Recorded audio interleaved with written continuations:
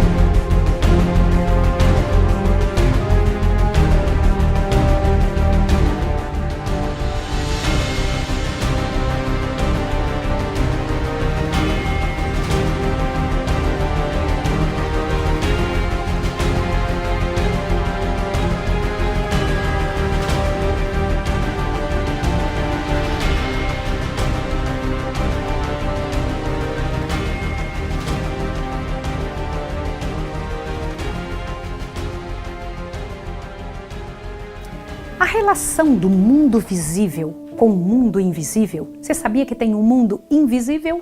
O ministério dos anjos, a operação dos espíritos dos anjos maus, acham-se claramente revelados nas Escrituras e inseparavelmente envolvidos com a história humana.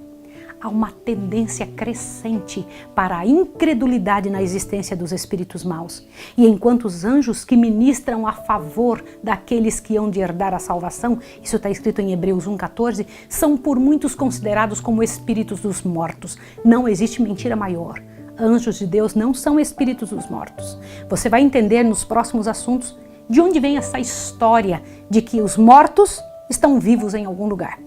As Escrituras, porém, elas não somente ensinam a existência dos anjos, tanto dos bons como dos maus, mas apresentam prova inquestionável de que não são espíritos desencarnados de homens falecidos. Antes da criação do homem existiam anjos, pois quando os fundamentos da terra foram lançados, as estrelas da alva juntas alegremente cantavam e todos os filhos de Deus rejubilavam. Jó 38:7. Depois da queda do homem, foram enviados anjos a guardar a árvore da vida, e isso antes de qualquer ser humano houvesse morrido. Os anjos são, em sua natureza, superiores aos homens, pois o salmista diz que o homem foi feito pouco menor do que os anjos. Está escrito em Salmo 8, verso 5. Estamos informados pelas Escrituras quanto ao número, poder e glória dos seres celestiais, sua relação com o governo de Deus e também com a obra da redenção. O Senhor tem estabelecido o seu trono nos céus e o seu reino domina sobre tudo. E diz o profeta: ouvi a voz de muitos anjos ao redor do trono.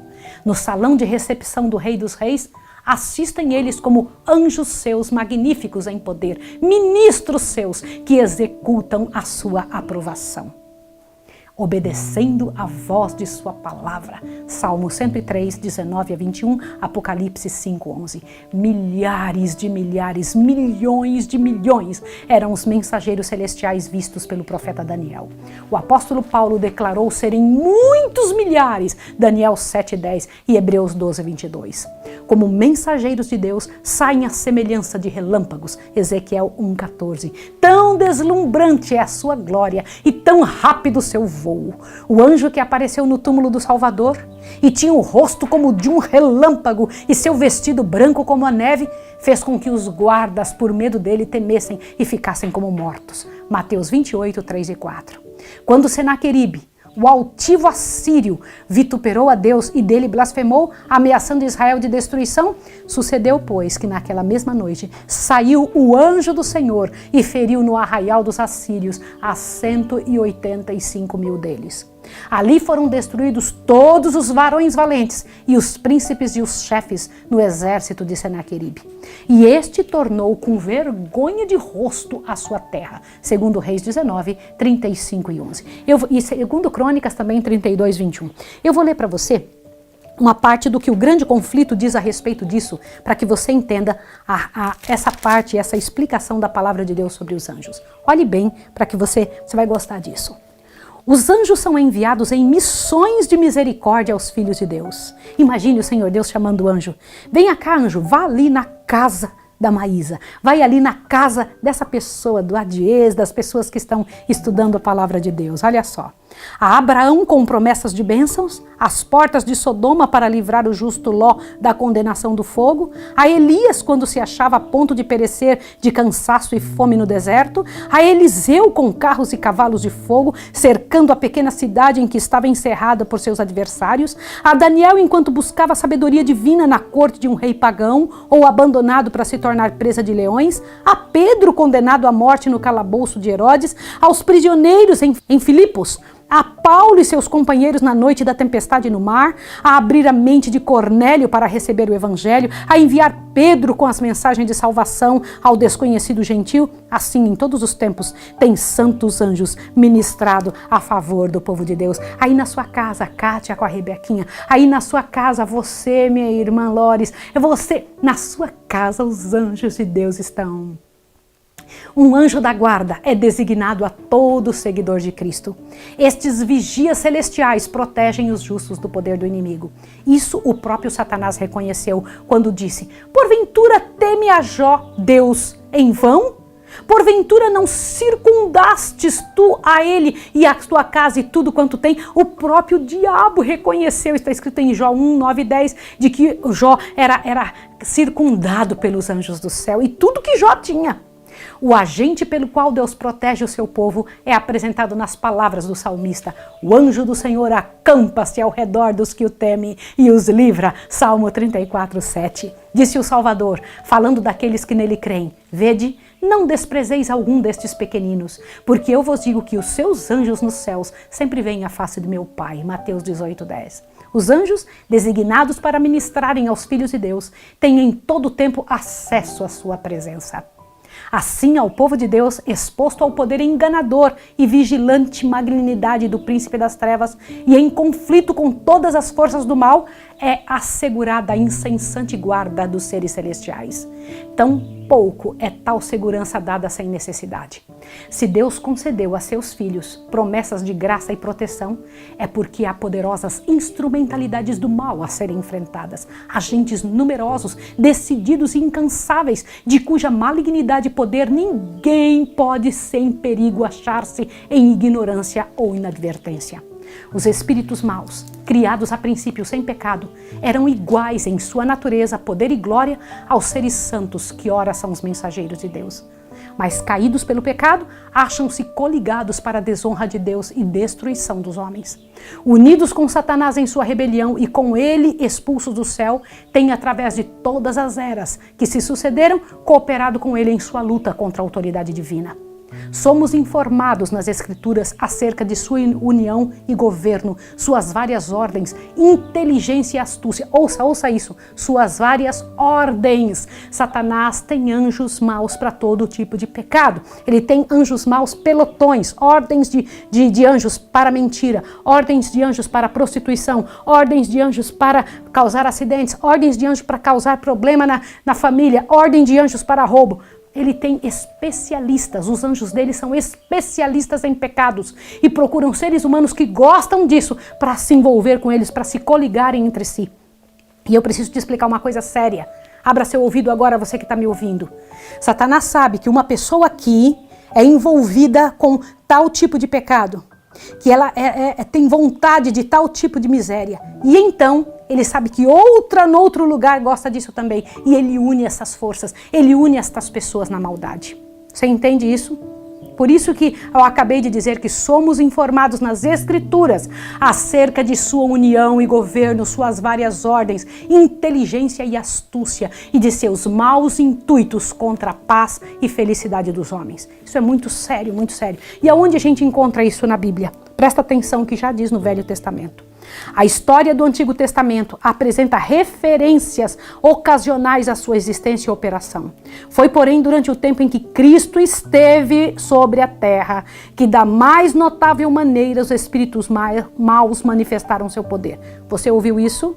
Quando Jesus estava na terra, foi a época em que Satanás mais se mostrou. Os espíritos maus tiveram mais atividade durante o tempo que Jesus estava aqui. Claro, eles queriam acabar com Jesus, não é?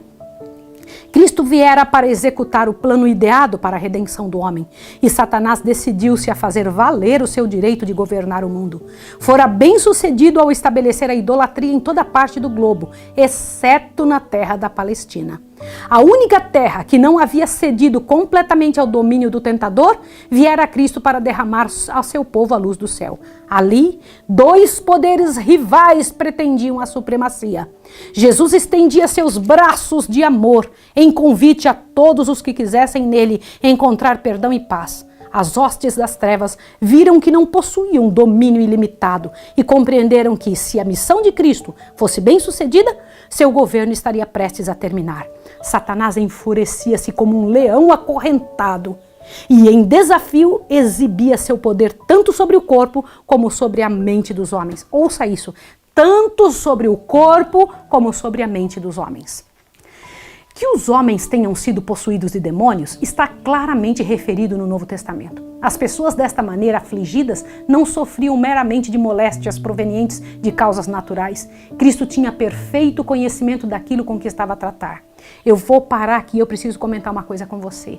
Muitas das situações que hoje são chamadas de causas naturais, doenças da emoção, então estão nos livros como simples doenças das emoções, são, na verdade, pessoas possuídas por Satanás. Cristo tinha perfeito conhecimento daquilo com que estava a tratar e reconheceu a presença direta e a operação dos espíritos maus. Ele comentava sobre espíritos, verdadeiramente sobre... Ele dava nome ao tipo de problema que a pessoa estava tendo. Espírito de prostituição. Você entende isso? Notável exemplo do número deles, de seu poder e malignidade e também do poder e misericórdia de Cristo é dado no relato bíblico da cura dos endemoniados de Gadara. Lembra disso? Aqueles infelizes lunáticos, zombando de toda restrição, agitando-se, espumando, encolerizando, estavam a encher os ares de seus gritos, fazendo violência a si próprios e pondo em perigo todos os que dele se aproximassem. Seu desfigurado corpo a sangrar, a mente transtornada, apresentava um espetáculo que comprazia o príncipe das trevas. Um dos demônios que se dirigia aos padecentes declamou: Legião é meu nome, porque somos muitos. Imagina, está em Marcos 5:9, que dentro do corpo de uma pessoa tinha um monte de demônios. No exército romano, a legião compunha-se de 3.000 a 5.000 homens. As hostes de Satanás são também arregimentadas em companhias. Olha isso aqui. E a simples companhia a que pertenciam esses demônios contava não menos que uma legião. Que é isso? Então, para um tipo de pecado, ele tem uma multidão para poder cair, fazer a pessoa cair naquela miséria no fundo do poço. Ao mando de Jesus, os anjos maus afastaram-se de suas vítimas, deixando-as calmamente sentadas aos pés do Salvador, submissas, inteligentes e dóceis.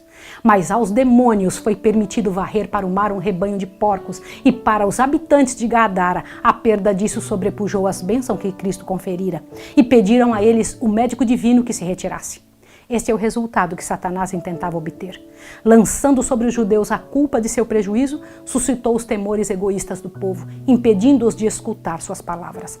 Satanás acusa constantemente os cristãos como causa de seu prejuízo, de desgraça e causa de sofrimento, em vez de consentir que a censura recaia onde compete, sobre si mesmo e seus anjos. Os propósitos de Cristo não foram, porém, subvertidos. Permitiu que os espíritos maus destruíssem a manada de porcos, como reprovação àqueles judeus que, por amor ao ganho, estavam a criar tais animais imundos, porque judeu não podia estar criando porco.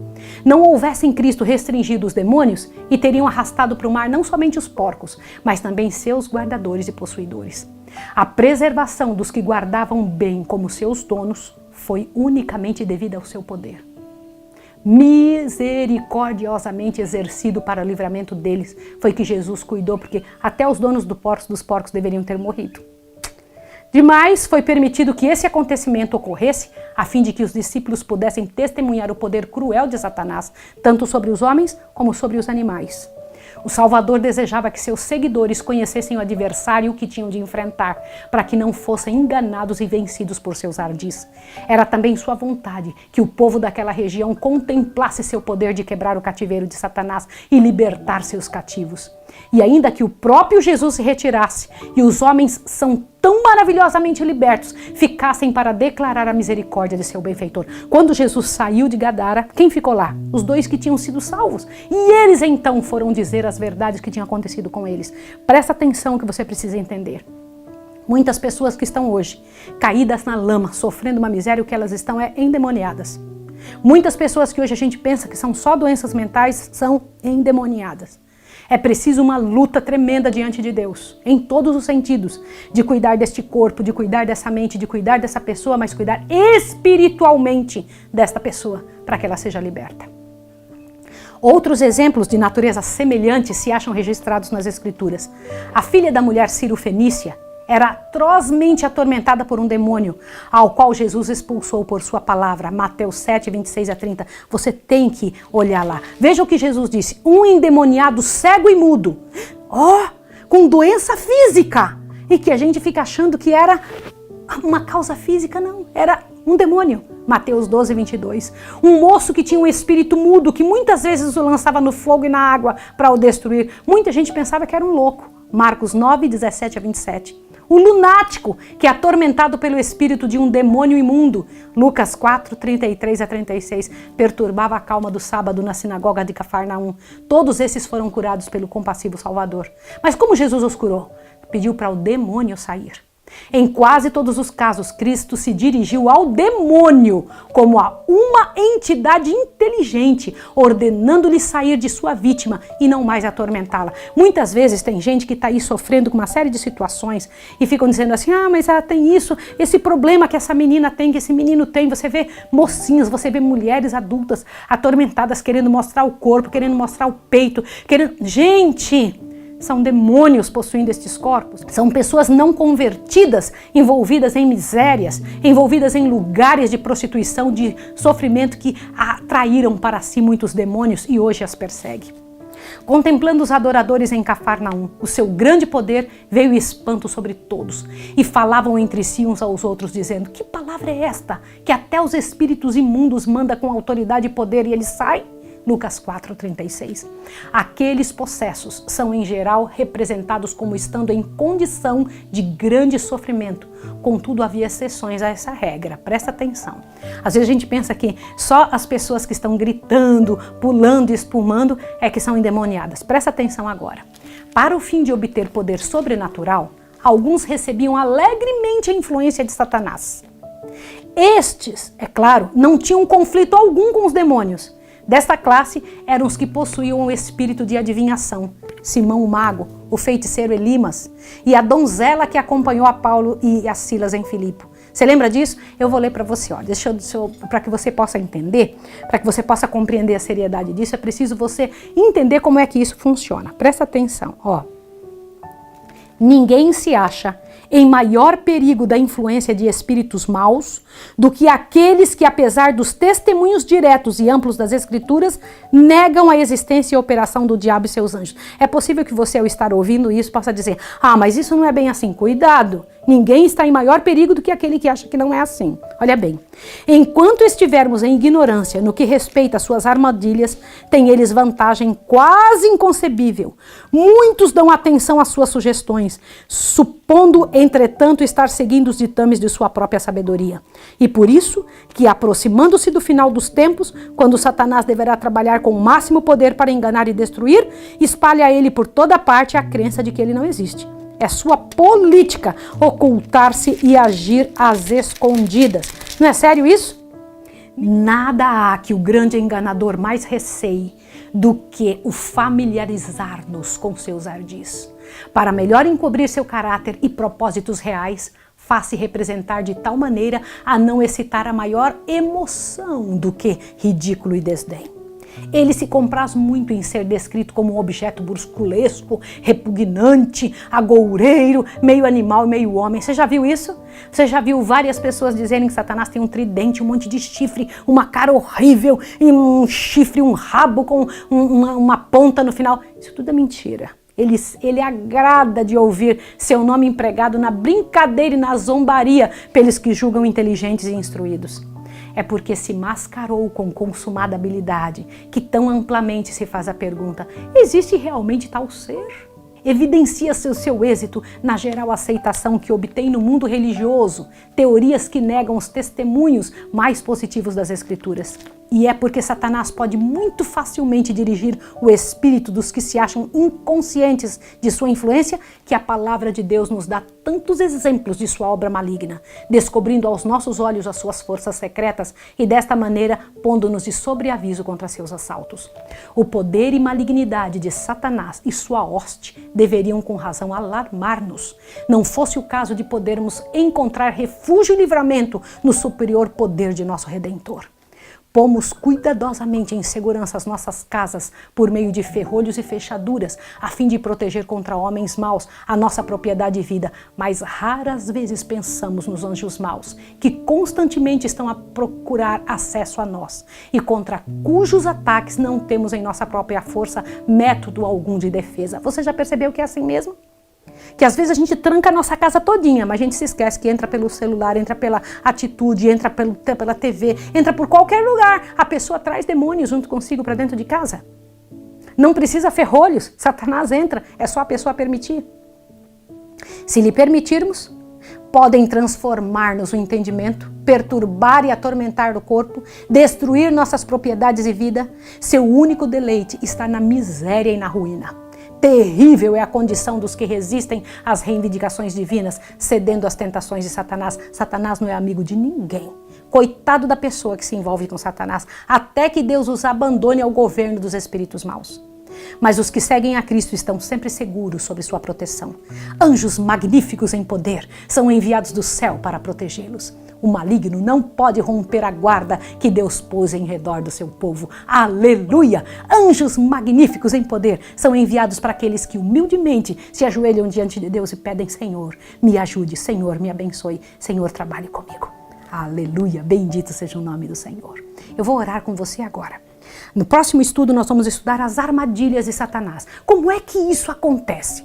Como é que ele usa armadilhas na nossa casa? Como é que ele usa armadilhas no emprego, na nossa vida? E você vai poder, pela graça e poder de Jesus, ser liberto. Vamos orar juntos? Bendito seja o teu nome, Senhor, porque tu mandas anjos dos céus. Que em nome de Jesus o poder do inimigo não tenha poder sobre a nossa vida. Em nome de Jesus. Amém.